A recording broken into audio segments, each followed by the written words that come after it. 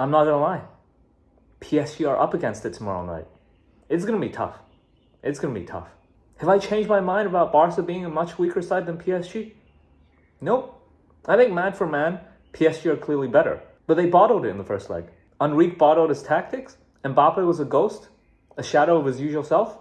Donnarumma was absolutely horrific, arguably at fault for all 3 goals. I mean, he's not the best big game goalkeeper, but even by his standards, last week against Barcelona was just horrific. And also, PSG have the bottle gene of the Champions League. They've bottled big Champions League games after big Champions League games. But you know what? I'm actually kind of confident. PSG are still my favorites to progress, and I'm going to explain why. Number 1, PSG are arguably a better away side in Europe. In 2018, they were better away when they faced Real Madrid in the Champions League. In 2019, they were also better away when they faced United in the Champions League. In 2021, they were way better when they faced Barca away in the Champions League. And in the same year, they were also arguably better when they faced Bayern away in the Champions League. So that's reason number 1. Reason number 2, Barca have not been very good at home in big games in the past few years. So for example, 3 years ago, when they faced PSG, they were far better when they played in Paris than when they played at their own home court. Last season, in the Champions League group stages, they were way better when they played against Bayern away than when they played at home. Also, in the same group stage, they drew 3-3 to Inter at home in a very crucial game. And later on in the same season, they beat Real Madrid 1-0 away, and they get absolutely trashed 4-0 at home. So this is not some Barca side who are amazing in home games. There's a lot of pressure for them to play attacking football in home games, and that leaves them vulnerable at the back. Both Barca and PSG are arguably better away than at home in these big ties. At home, it's almost like they have more pressure to perform. They have more pressure to go for it. Whereas away, they have a bit more leeway to sit back. So how should PSG approach this game?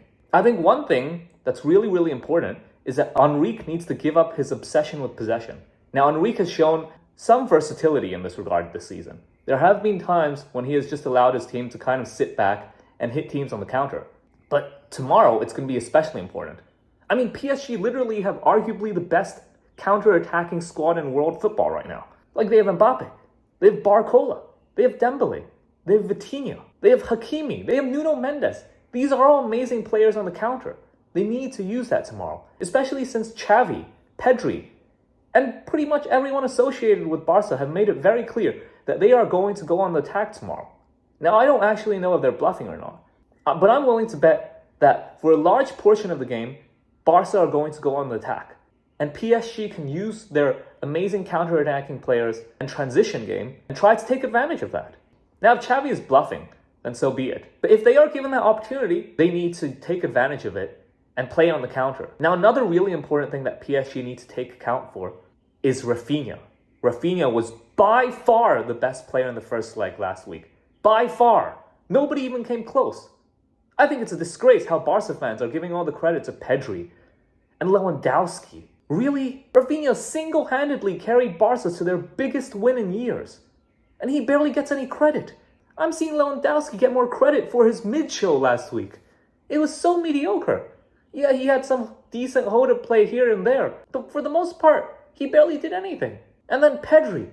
Yeah, the pass was pretty good, but come on. Raphinha's goal was way more impressive. The timing of the off-the-ball run, the technique of the volley, the combination of all of that is far more impressive than Pedri's pass. It's crazy how little credit that Raphinha is getting even from Barca fans. Honestly, the only Barca player who truly surprised me last week was Raphinha. Every other Barca player played roughly to their level, but Raphinha just played at a level far higher than what I had expected. I mean, you can even argue that last week his performance was GOAT level. As I said, not an exaggeration at all to say that Raphinha single-handedly carried Barca to their biggest win in years. So it's going to be of utmost importance that PSG try to defend him. Now, I'm not even blaming PSG. Nobody could have predicted that Raphinha would have exploded like this. After all, Barca don't play a transition game. In most games, they dominate possession. So Raphinha doesn't get to use his counter-attacking ability, which we have seen now are clearly pretty good. Next week, with Hakimi back, with Marquinhos playing in his preferred center-back role, and with a better defensive scheme around Raphinha, I believe that PSG will be able to contain him. And of course, there's Mbappe. Mbappe admittedly ghosted last week, but this is Kylian Mbappe we're talking about. This is a player who's scored a hat-trick in the World Cup final, who scored huge goals at the Allianz Arena, at the Bernabeu, at the Nou Camp. He's scored against literally every big side in the Champions League before. He's a top ever World Cup KO scorer at age 23. The odds of him ghosting 2 big games in a row is highly unlikely. It's crazy to me that Barca fans seem to think that it's a given that he's going to ghost tomorrow night, just because he ghosted last week. I mean, I've seen a lot of them saying, oh, Koundé, Araujo. They kept him completely under control, so they'll definitely be doing that tomorrow night. Are you crazy? Have you not seen Kylian Mbappe play in the past few years? Have you not seen how he can take over big games? Have you not seen him dominate defenders far better than Araujo and Koundé? You guys are mad if you think that there's no chance of Mbappe turning it on tomorrow. And I believe he will. I believe that he's going to be pissed off after last week's game. I believe that he will have a better reading of Barca's defense. I believe he'll be thinking about how to deal with Barca's defense even as he goes to bed tonight. And I believe that he will have another game for the ages tomorrow night. And another player that I want to mention is Kolo Muani. Enrique probably won't start him. I'm not even sure if he'll come on as a substitute, but I just feel that he can be an X factor for tomorrow's game.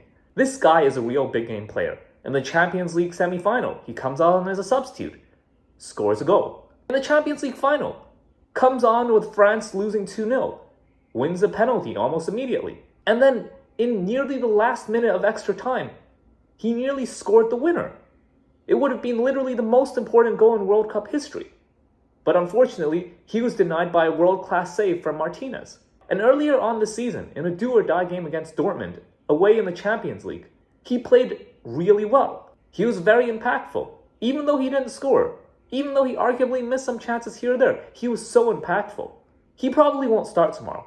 I don't even know if he'll come on as a substitute. But I just have a feeling that if Enrique gives him a chance, he can make a huge difference. I'm not going to make any predictions tomorrow. All I'm going to say is that I'm still fairly confident that PSG will go through. And I think tomorrow night is going to be a night where Barca fans are crying. And a night to remember for every PSG and Mbappe fan.